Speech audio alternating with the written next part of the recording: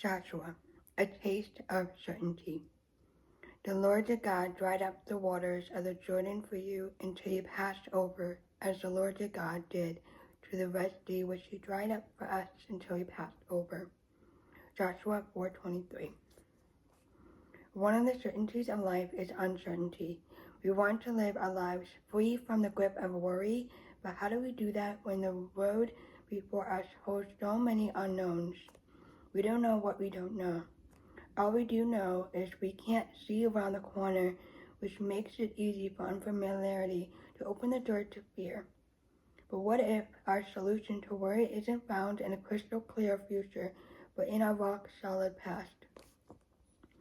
We arrive at the brink of the promised land with the rising waters of the Jordan River before us, and though our eyes see a dead end, our mind resurfaces memories of a wall of ocean transformed into a solid road beneath us.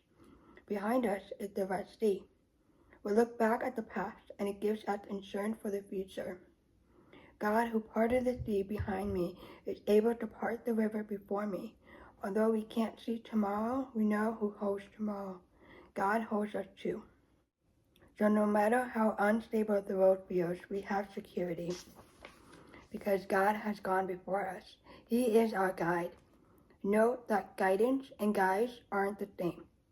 Directions on my phone provide me with guidance to my final destination. They can tell me where to go, but can't walk beside me. They can point me in the right direction, but they won't keep my feet from slipping or quiet my fears around every sharp corner. Jesus is our guide. He does more than point us in the right direction. He is our direction.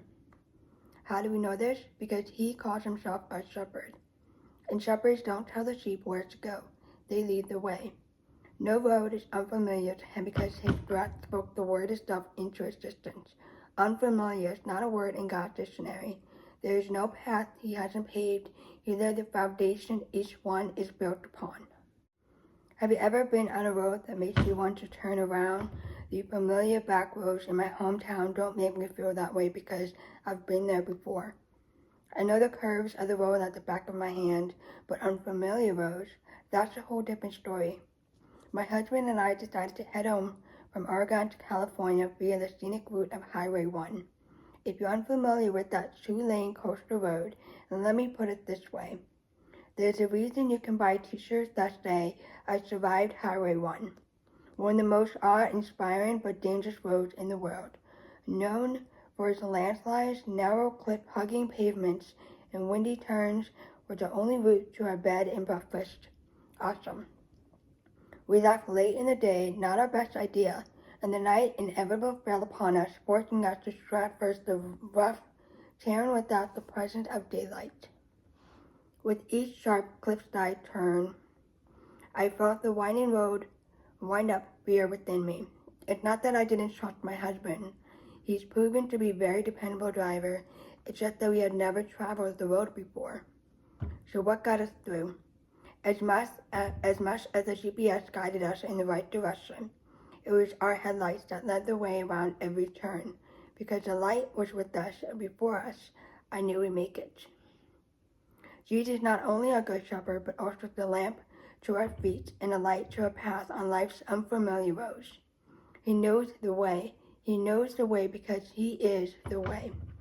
When you can't see up ahead, don't close your eyes and brace for what's ahead. Simply glance in the rearview mirror and believe God didn't bring you this far to leave you, but to take you all the way. One of the certainties of today is uncertainty. But one of the certainties of tomorrow is God. There's no reason to worry. We have absolute insurance. He will bring us home.